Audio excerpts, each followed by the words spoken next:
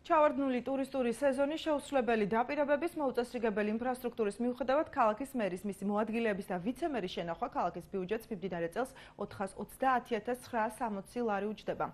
მოსაზრება ახალგაზრდული ინიციატივა მომავალი საქართველოსათვის წევრებს ეკუთვნით. ლაშა ადამიანის განმარტებით მიმდინარე წელს ყველაზე მეტი ანაზღაურება ვიცე-მერმა ბაგრატ მანველიძე მიიღო, თანხამ 22,212 ლარი შეადგინა. მას მერის მოადგილე ალექსანდრე მითაიშვილი მოსდევს 30,900 ლარით, ბოლო ადგილს კი 26,000 ლარით ქალაქის მერი იკავებს.